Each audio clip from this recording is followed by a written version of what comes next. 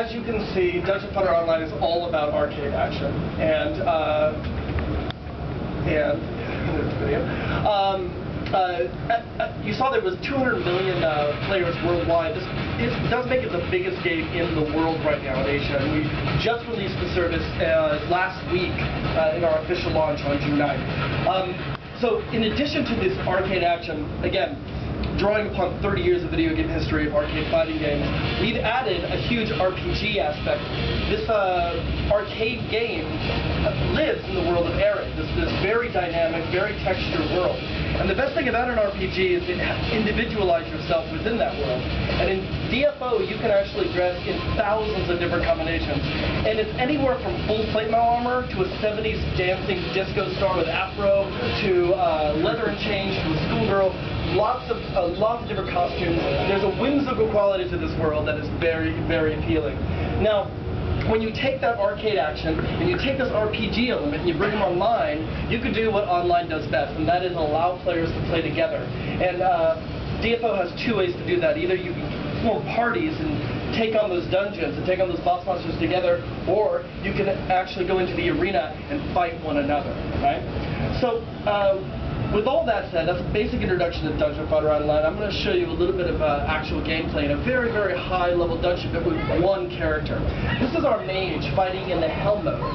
Hell mode we just released on June 9th. And as you can see, the game is easy to learn. Like, there's an attack move, there's a jump move, there are skills that you can customize into any configuration you want to. But to really, really master this game, you've got to understand how to use these skills, how to use these combos.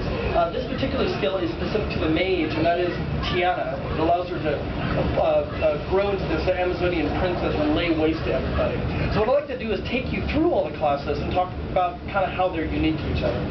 This is a swordsman. This is a slayer. He's a swordsman who's possessed by a demon, and that's where he gets his skills. This is a fighter who's a martial artist, and a lot of her skills are hand-to-hand combat. This is a mage, casting spells, summoning, distance attacks. This is a priest. He has healing powers, but he's also the biggest character we have, so he's the strongest. Then we have the male gunner and the female gunner, our newest character class, and their skills derive from technology. It's guns and explosions and robots and things like that. So each of those classes can break down into 4 subclasses, and that dictates the kind of skills they can use. This is a Soulbender. It's a Slayer subclass that can call upon the power of the demon when he needs to lay waste on his enemies. One of my favorite fighter subclasses is, I mentioned she's a martial artist. Well, this is the Brawler. She's a dirty martial artist. She'll do anything to win, whether it's snarling her enemies or pretty much just mounting them and pounding their face into oblivion. Not the most honorable martial artist in the world. And then, of course, throwing mines at her enemies. One of the subclasses I like for the gunner is the launcher. Basically, it's all about big, big guns, whether it be a flamethrower or calling down a nuclear strike on your opponent. As I said, it is a bit whimsical.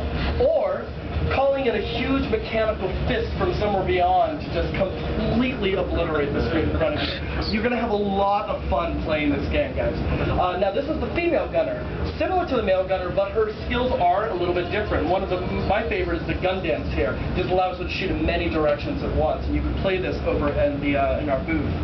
Now, you can go through by yourself, solo play, go through the dungeons like you're in the arcade, beat the boss monster, but the game really encourages you to team up with your friends here and enter those dungeons as a group. You know, some of the dungeons, the higher level dungeons, are so difficult you probably can't get through it without joining a party and getting into a group.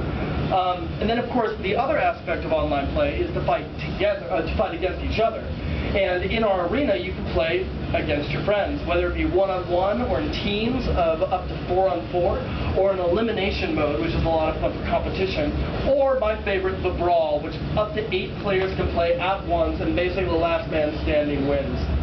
And again, you can try all this out over at our booth. I want to go back to the story real quick. I mentioned that RPG fantasy world of Arid. The story is fascinating. It's 12 fallen gods who have all come to Arid and are all hidden there. And the dungeon fighters are basically trying to kill each one of these to restore balance to their world. But they don't realize that that may not be the way to do it. And as you take your quests and unfold more of the story, you'll discover why. So that is Dungeon Fighter Online. It's arcade action combined with an RPG element brought online for everything MMO allows us to do. The social, just interacting with your friends, playing together, and again, as Min said, it's all about action, instant gratification, and modeled on some of the favorite fighting games of all time. So that is Dungeon Fighter Online. I'd like to pause for a second and bring on Chris to talk to you a little bit about Vindictus. So thanks a lot, guys.